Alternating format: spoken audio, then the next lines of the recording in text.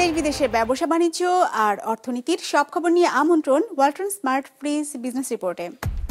চলতি অর্থবছরের দ্বিতীয়ার্ধের মুদ্রানীতি ঘোষণা করেছে কেন্দ্রীয় ব্যাংক। নীতি সুদ হার থাকছে 10%। ট্রাক সেলের মাধ্যমে টিসিবির পণ্য বিক্রি কার্যক্রম শুরু। ভর্তুকি মূল্য পণ্য পাবে ঢাকা ও চট্টগ্রামের 17,500 পরিবার। প্লাস্টিক পণ্য নিষিদ্ধ হলে বিপাকে পড়বে প্লাস্টিক ও প্যাকেজিং শিল্প। নিষেধাজ্ঞা প্রত্যাহার করে বর্জ্য ব্যবস্থাপনা উন্নয়নের তাগিদ ব্যবসায়ীদের। এমন সব খবর নিয়েই আমাদের আজকের আয়োজন। 250-টিরও বেশি ডিজাইন অপশন নিয়ে ওয়ালটন স্মার্ট ফ্রিজ, বোঝে আপনার প্রয়োজন। নীতি সুদ হার অপরিবর্তিত রেখে চলতি অর্থ বছরের দ্বিতীয়ার্ধের মুদ্রানীতি ঘোষণা করেছে কেন্দ্রীয় ব্যাংক। সোমবার বাংলাদেশ ব্যাংক ভবনে গভর্নর জানান, 2025 সালের জানুয়ারি থেকে জুন পর্যন্ত সময়ে নীতি সুদ হার 10%ই থাকছে। মূল্যস্ফীতি 7-8% নামিয়ে আনতে নীতি সুদ হার অপরিবর্তিত রাখা হয়েছে। মূল্যস্ফীতি কমে আসলে পর্যায়ক্রমে ব্যাংক ঋণের সুদ হারও কমিয়ে আনা হবে বলে জানান তিনি। দীর্ঘদিন ধরে চলা উচ্চ মূল্যস্ফীতি ভোগাচ্ছে সাধারণ মানুষদের। নিত্যপণ্যে শুল্ক কমানোর পাশাপাশি সুদহার বাড়িয়েও তা নিয়ন্ত্রণ করা যায়নি। এরই মধ্যেই বাড়তি নীতি সুদহার অপরিবর্তিত রেখে চলতি 2024-25 অর্থ বছরের দ্বিতীয়ার্ধের মুদ্রানীতি ঘোষণা করল বাংলাদেশ ব্যাংক। মূল্যস্ফীতিকে কমিয়ে আসার ব্যাপারে সবাই আমরা উদ্যোগী, আমরা জানি সবারই কষ্ট হচ্ছে। দায়িত্ব নেয়ার পর প্রথম মুদ্রানীতি ঘোষণায় গভর্নর জানান, 2025 সালের জানুয়ারি জুন পর্যন্ত নীতি সুদহার 10%ই থাকবে। আর বেসরকারি খাতে ঋণ প্রবৃদ্ধির লক্ষ্যমাত্রা ধরা হয়েছে 9.8% এবং সরকারি খাতে 17.50%। যদিও আগের মুদ্রানীতিতে সরকারি খাতে ঋণ প্রবৃদ্ধির লক্ষ্যমাত্রা ছিল 14.2%। বর্তমান প্রেক্ষাপটে পলিসি রেট যেটা 10% আছে এবং যেটা 10% উন্নতি করা হয়েছিল নভেম্বর মাসে, সেটাই থাকবে। সেটাকে আপাতত পরিবর্তন করার কোনো দরকার নেই। এর ফলে এসডিএফ এবং এসএলএফ যেটা আছে সেটা 8.5 এবং সেটা 11.5%ই অপরিবর্তিত থাকবে। আমাদের যে বর্তমান মনিটারি পলিসি স্ট্যান্স, এটা এখনো অ্যাপ্রোপ্রিয়েট। দিস টাইটনেসটা একটু থাকবে, টাইটনেসটা আমরা চাইবো রাখতে এবং এটাই আমরা কন্টিনিউ করব। গভর্নর আরও জানান, মুদ্রানীতি কার্যকর করা গেলে মূল্যস্ফীতি 7-8% নামিয়ে আনা যাবে। আগের মুদ্রানীতিতেও মূল্যস্ফীতি 6.5% মধ্যে রাখার লক্ষ্যমাত্রা নির্ধারণ করা হয়েছিল, যদিও বাস্তবে মূল্যস্ফীতি ছিল 10%-এর কাছাকাছি। আমরা মূল্যস্ফীতিকে সিঙ্গেল ডিজিটে অলরেডি নেমে এসছে। আমরা আশা করি এটা ধারাবাহিকতায় আমরা এটাকে এই বছরের আর্থিক বছরের শেষে অর্থাৎ জুনের শেষে এটা 7-8-এ নিয়ে আসবো এবং ইনশাআল্লাহ আগামী বছর এটা 5-এর নিচে নিয়ে যেতে পারবো। আগামী বছর মানে 26 ফিসক্যাল ইয়ার 26-এ। অর্থ পাচারের বিরুদ্ধে কঠোর নীতির কারণে ডলারের দর 122 থেকে 124 টাকায় স্থিতিশীল আছে। মূল্যস্ফীতি কাঙ্ক্ষিত মাত্রায় কমতে শুরু করলে নীতি সুদ হার কমিয়ে আনা হবে বলেও জানান গভর্নর। আমি আশাবাদী যে এই বছরের দ্বিতীয়ার্ধেই আমরা এই আনওয়াইন্ডিং অর্থাৎ পলিসি রেটটাকে নামিয়ে আনার ব্যাপারে আমরা হয়তো সিদ্ধান্ত নিতে পারবো। একরামুল ইসলাম খান, বিজনেস রিপোর্ট, মাছরাঙ্গা টেলিভিশন। 1 মাসের বেশি সময় বন্ধ থাকার পর আবারও শুরু হয়েছে ট্রাক সেলের মাধ্যমে টিসিবির সাশ্রয়ী মূল্যে পণ্য বিক্রি কার্যক্রম, যার আওতায় ঢাকা ও চট্টগ্রাম মহানগরীতে 17,500 পরিবারের মাঝে ভর্তুকি মূল্যে পণ্য সরবরাহ করবে সংস্থাটি। পণ্য বিক্রির এই কার্যক্রম চলবে 28 মার্চ পর্যন্ত। রঞ্জিবুল মিজানের রিপোর্টে বিস্তারিত। মোহাম্মদ ওমর ফারুক পেশায় মসজিদের মুয়াজ্জিন। 5 সদস্যের পরিবারে যিনি একমাত্র উপার্জনক্ষম ব্যক্তি। উচ্চ মূল্যের বাজারে স্বল্প আয়ে ওমর ফারুককে রীতিমতো হিমশিম খেতে হয় সংসার চালাতে। তাই তো কিছুটা সাশ্রয়ের আশায় দাঁড়িয়েছেন টিসিবির লাইনে। 5 জনের সংসারে আমরা তো ডাল মনে করেন আমার 1 মাস হয়ে যাবে ইনশাল্লাহ। ডাল সীমিত খাই, আর তেল হবে না, তেলে আমার 10 দিন যাবে। এরপরে যে চিনিটা আরও লাগবে, আমার ছোট একটা বেবি আছে, নাতি, এই জন্য তো মোটামুটি 10 দিন আর কি কনফার্ম। ওমর ফারুকের মতো এমন কয়েকশো পরিবারের লোকজন পণ্য কিনতে দাঁড়িয়েছেন টিসিবির এই লাইনে, যেখানে 2 লিটার সয়াবিন তেল, 2 কেজি মুসুর ডাল, 1 কেজি চিনি, 2 কেজি ছোলা ও 500 গ্রাম খেজুর মিলছে 587 টাকা 50 পয়সায়, বাজার মূল্যের প্রায় অর্ধেক দামে। অনেক উপকার, অনেক দিলে পারে আমাদের জন্য, আমাদের সাধারণ গরিব মানুষের লোক অনেক উপকার। আমরা সংসারে 4 জন মানুষ, আমরা 2টা ছেলে মেয়ে, আমরা 2 জন, অনেক হেল্প হইতে আছে। এটা তেলের দাম দিচ্ছেন বাজারে 190 টাকা 200 টাকা লিটার কেজি। ছোলা আছে দাম বেশি, খেজুরের দাম বেশি, সেই হিসাবে মনে করেন আমরা অনেক কম মূল্য পাই আর কি। জানতাম না, অনেকে ভিড় দেখে আমরাও লাইনে দাঁড়াইছি।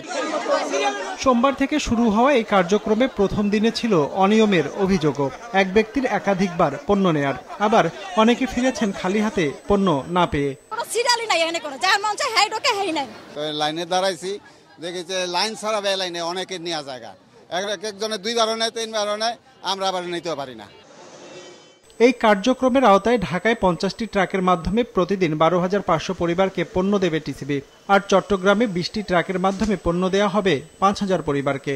এর বাইরে বিভাগীয় শহর ও নির্দিষ্ট কিছু জেলায় ভ্রাম্যমাণ ট্রাকের মাধ্যমে বিক্রির এই কার্যক্রম শীঘ্রই শুরু করা হবে, যা চলবে 28 মার্চ পর্যন্ত। আমাদের এই কার্যক্রমটাকে আরও বিস্তৃত করার জন্য আমরা এই 2টি ডিস্ট্রিক্টের বাইরে অন্যান্য বিভাগীয় সদর সহ কতিপয় ডিস্ট্রিক্টকেও আমরা খুব শীঘ্রই এটা নিয়ে আসবো, সেই মর্মে আমাদের প্রিপারেশন রয়েছে। এই কার্যক্রম পরবর্তী নির্দেশনা না দেওয়া পর্যন্ত 28 রমজান পর্যন্ত, অর্থাৎ 28 মার্চ পর্যন্ত চলমান থাকবে। এর আগে নিত্যপণ্যের দাম অস্বাভাবিক বেড়ে যাওয়ায় গেল বছরের অক্টোবরে ঢাকা ও চট্টগ্রাম মহানগরে ভ্রাম্যমাণ ট্রাকের মাধ্যমে পণ্য বিক্রির কার্যক্রম শুরু করে টিসিবি, যা চলমান ছিল 31শে ডিসেম্বর পর্যন্ত। রঞ্জিবুল মিজান, বিজনেস রিপোর্ট, মাছরাঙ্গা টেলিভিশন। পরিবেশের দোহাই দিয়ে 17টি প্লাস্টিক পণ্য নিষিদ্ধ করলে বিপাকে পড়বে পুরো প্লাস্টিক ও প্যাকেজিং খাত। এমন পরিস্থিতিতে চিহ্নিত প্লাস্টিক পণ্যগুলো বন্ধ না করে বর্জ্য ব্যবস্থাপনায় মনোযোগ দেওয়ার তাগিদ দিয়েছেন এ খাতের উদ্যোক্তারা।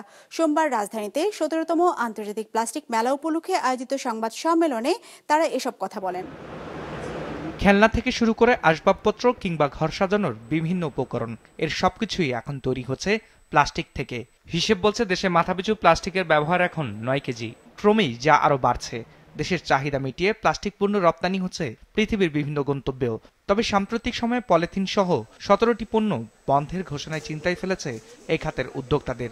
এই 17টা আইটেমের উপরে যদি এরকম কোনো চাপ আসে তাহলে প্লাস্টিক ইন্ডাস্ট্রি ক্ষতিগ্রস্ত হবে তা না। 1700 ফর এক্সাম্পল 2000 প্লাস্টিক ইন্ডাস্ট্রি যদি বন্ধ হয়, সাথে করে 6000 ফুড ইন্ডাস্ট্রি বন্ধ হবে, 8000 ফার্মাসিউটিক্যাল ইন্ডাস্ট্রি বন্ধ হবে, অন্যান্য ইন্ডাস্ট্রিগুলো প্যাকেজিং হবে, কারণ প্যাকেজিংয়ে প্লাস্টিকের অল্টারনেটিভ এখনো আসেনি। 17তম আন্তর্জাতিক প্লাস্টিক প্যাকেজিং ও প্রিন্টিং মেলা উপলক্ষে আয়োজিত সংবাদ সম্মেলনে জানানো হয়, বাংলাদেশে প্লাস্টিক পণ্যের বাজারের আকার প্রায় $300 কোটি।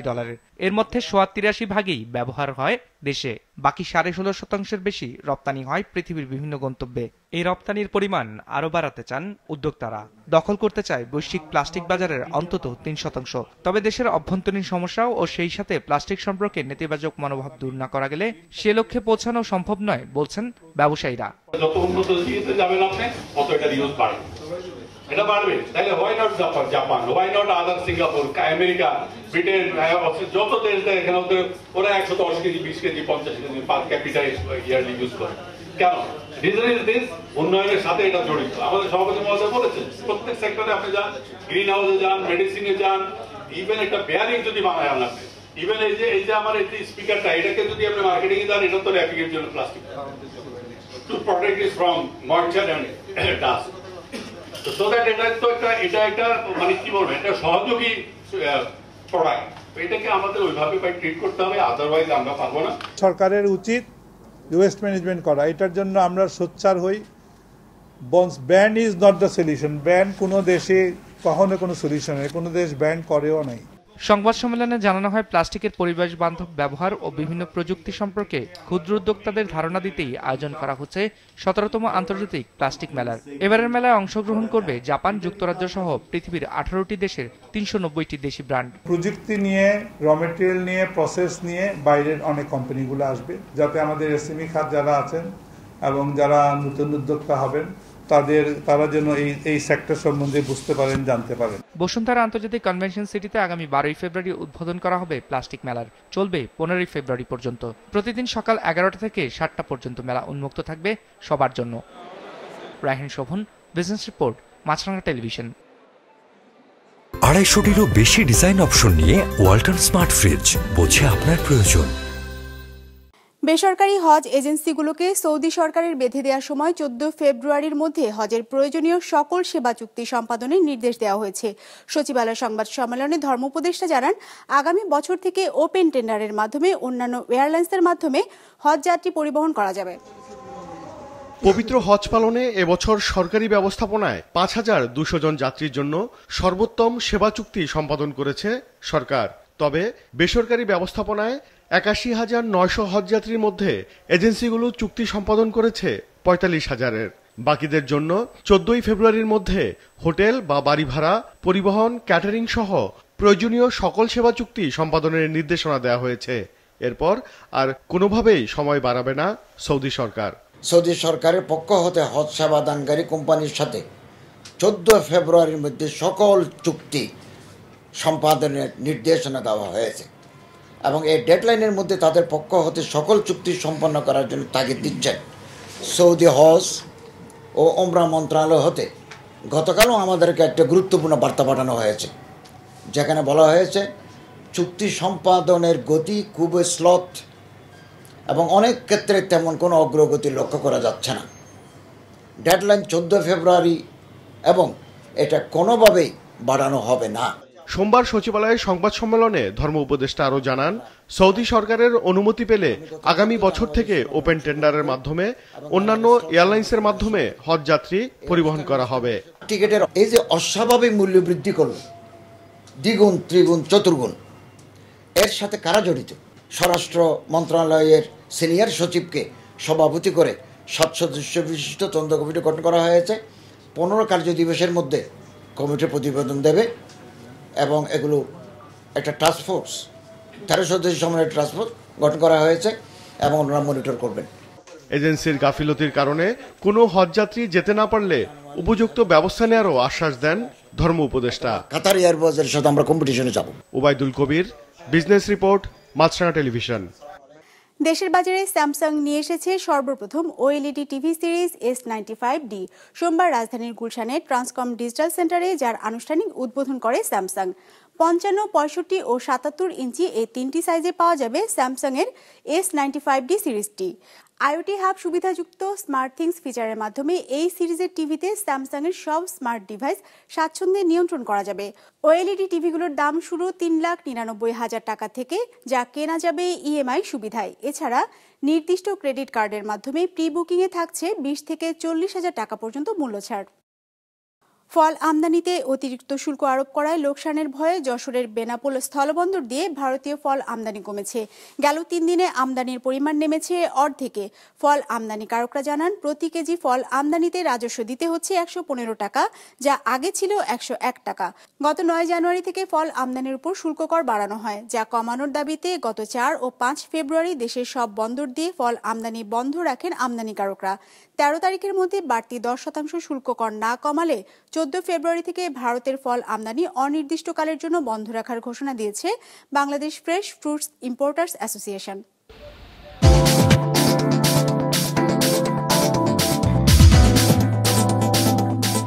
ইতিবাচক ধারায় শেষ হয়েছে ঢাকা স্টক এক্সচেঞ্জের লেনদেন। সার্বিক সূচক ডিএসসি এক্স 8 পয়েন্ট বেড়ে দাঁড়িয়েছে 5,174-এ। বেচা কেনা হয়েছে 420 কোটি টাকার। লেনদেনে অংশ নেওয়া প্রতিষ্ঠানগুলোর মধ্যে দর বেড়েছে 166টির, কমেছে 165টির, আর অপরিবর্তিত আছে 70টির দর। লোকসানের মুখে লবণ পানির চিংড়ি চাষ থেকে সরে এসে লবণ সহিষ্ণু ফসল চাষে ঝুঁকছেন দক্ষিণাঞ্চলের কৃষকরা। এসব ফসলের মধ্যে কৃষকদের কাছে জনপ্রিয়তা পেয়েছে হাইব্রিড কাঁচা মরিচ ও তরমুজ। তবে প্রয়োজনীয় সারের সংকট ও বাড়তি দাম উৎপাদন খরচ বাড়াচ্ছে কৃষকদের। এসএম মিলনের ক্যামেরায় মোস্তফা জামালের রিপোর্ট। খুলনার পাইকগাছা উপজেলার গোড়ইখালীর হোগলারচর বিলের এই মরিচ ক্ষেত দেখে কে বলবে 2 বছর আগে এই জমিতে লবণ পানি তুলে হতো চিংড়ি চাষ। প্রায় 1 দশকের বেশি লবণ পানির চিংড়ি চাষ করায় এ অঞ্চলে ব্যাহত হচ্ছিল স্বাভাবিক ফসল উৎপাদন। তবে বর্তমানে কৃষকরা এই বিলে এখন আর লবণ পানি তোলেন না। ফলে এখানে ফলতে শুরু করেছে বিভিন্ন ফসল, যার মধ্যে জনপ্রিয়তা পেয়েছে হাইব্রিড কাঁচা ঝাল। প্রতি হেক্টরে যার গড় উৎপাদন 2.5 টন। ঝাল চাষে আপনার এই ঝালে আপনার অল্প খরচে ব্যাপক উৎপাদন হয়। হ্যাঁ, এবং আমরা যে মূল্য পাই তাতে 1 বিঘা জমিতে কমপক্ষে আমরা 3 থেকে 4 লক্ষ টাকা আমরা খরচ বাদ দিয়ে আমরা লাভবান হই। জায়গায় আমরা যদি ঘের করতাম তাহলে তো আমরা এই মানে 50,000 টাকাও পাতাম না। তাতে করে এই বাঘা ঝাল চাষ করার পরে আমরা এই 1.5 লক্ষ টাকা আমরা লাভবান হচ্ছে। এই জন্য আমরা ঝাল চাষের দিকে এগোইছি। একটা মোটামুটি দীর্ঘমেয়াদী ফসল হিসেবে কোনো না কোনো সময় ভালো দাম পাওয়া যায়, এজন্য এটা অনেক লাভজনক। এই অঞ্চল সহ খুলনা জেলাতে তরমুজ আর একটি অর্থকরী ফসল হিসেবে চাষ করছেন কৃষকরা। তবে বীজ ও সারের বাড়তি মূল্য এবং সারের সরবরাহ কম থাকায় এবছর উৎপাদন খরচ ও ফসল নিয়ে চিন্তা বেড়েছে কৃষকদের। বছরের তুলনায় এবছর বীজের দাম অনেক বেশি, মানে গত বছর উপরে ৩,০০০ টাকা বীজ কিনেছি, এবছর ৪,০০০ থেকে ৪৬০০ টাকা পর্যন্ত বীজের দাম। গতবার ড্যাপ কিনেছি ৮৫০০০ টাকা হলো বস্তা কিনেছি, এবার ১৪০০ বস্তা। ইউরিয়া কিনেছি গতবার হলো ১২৫০ টাকা, এবার ১৪০০ বস্তা। পটাশ ৬০০ টাকা ৬০০ টাকা বস্তা কিনেছি, এবার ৮০০-৯০০ টাকা বস্তা। প্রত্যেক বছর সারের দাম বাড়তেছে, তাহলে কৃষক বাঁচবে কি কাজে? কৃষি সম্প্রসারণ অধিদপ্তর বলছে দিন দিন এই অঞ্চলে পতিত জমি চাষের আওতায় আসছে। তবে রবি মৌসুমে সেচের পানি সংকট ও লবণাক্ততার কারণে জেলায় কমপক্ষে ২০,০০০ হেক্টর জমি অনাবাদি থাকে।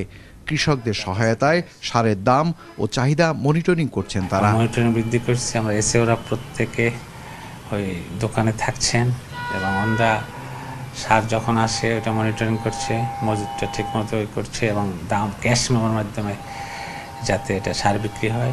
এছাড়া প্রত্যেকটা দোকানে লাল সালও থাকবে। দ্বিতীয়ত বলে কিন্তু কৃষকরা করে কি অনেকে বাকিতে নেয়, বাকিতে নেওয়ার জন্য কিন্তু দাম তারা বাড়িয়ে দেয়, যেটা কৃষকরা আমাদের কাছে অভিযোগ করে না। জেলায় এবছর ২৫০ হেক্টর জমিতে ১৮ প্রজাতির মরিচ ও ১৩,০০০ হেক্টর জমিতে হচ্ছে তরমুজের চাষ। এবছর এই দুই ফসলের বেচা বিক্রি ১,০০০ কোটি টাকার বেশি হবে বলে আশা করছে স্থানীয় কৃষি অধিদপ্তর। মোস্তফা জামাল, বিজনেস রিপোর্ট, মাছরাঙা টেলিভিশন। দর্শক, আমাদের যে কোনো পর্ব নিজেদের সুবিধাজনক সময় দেখতে সাবস্ক্রাইব করুন বিজনেস রিপোর্টের অফিসিয়াল ইউটিউব চ্যানেল। ফেসবুক পেজে লাইক দিয়ে আপডেট থাকুন ব্যবসা বাণিজ্যের আলোচিত সব ঘটনা সম্পর্কে। আর আপনাদের মতামত জানান কমেন্টস অথবা ইনবক্সে। আজ এটুকুই, বিদায় নিচ্ছি, ভালো থাকবেন।